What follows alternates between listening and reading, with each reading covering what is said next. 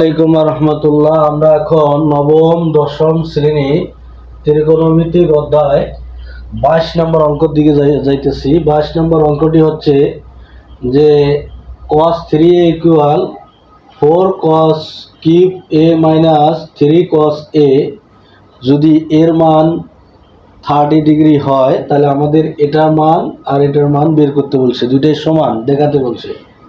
তাহলে যেহেতু আমাদের দেখাতে বললো কি যে cos 3a equal 4 cos cube a minus 3 cos a, এটা সমান মান একই হবে। তাহলে আমরা কি করলাম, যে দেওয়া আছে আমরা লিখলাম a ইকুয়াল 30 ডিগ্রি। তাহলে cos 3a অর্থাৎ cos 3 এর মান আমরা 30 ডিগ্রি, এই 30 ডিগ্রি বসে দিলাম। তাহলে cos 3 আর 30 ডিগ্রি এটা যদি আমরা গুণ করি 90 ডিগ্রি, তাহলে cos 90 ডিগ্রি মান হচ্ছে কত? 0 অর্থাৎ 0। তাহলে আমরা লেফট সাইডটা অর্থাৎ বাম পক্ষটা পেলাম কত? 0। এবং রাইট সাইড যেটা আমাদের ডান পক্ষ, তাহলে ডান পক্ষটা কি আছে? 4x cube a minus 3 cos a।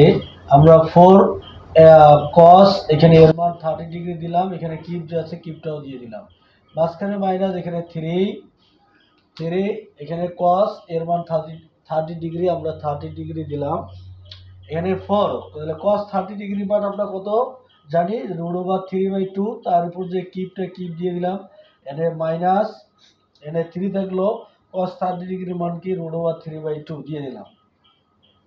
এরপর আমরা যা করলাম এখানে 4 আচ্ছা 2 উপর কিউব মানে আমরা জানি 3টা 2 গুণ করলে 8, আবার √3 উপর কিউব মানে 3টা √3 গুণ করলে 3√3।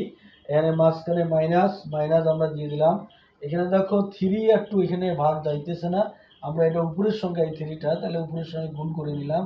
তাহলে 3 আর √3 গুণ করলে 3√3, এখানে বাই কি থাকতেছে? 2 দিয়ে দিলাম। এখন দেখো 4 দিয়ে 8 কে ভাগ দিলে কি হচ্ছে?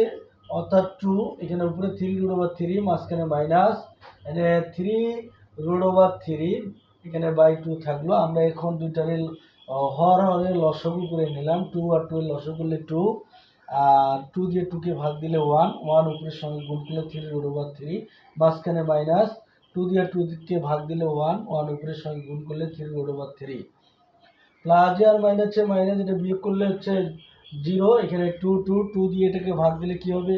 0। তাহলে আমাদের লেফট সাইডও 0 বেরোলো, রাইট সাইডটাও 0।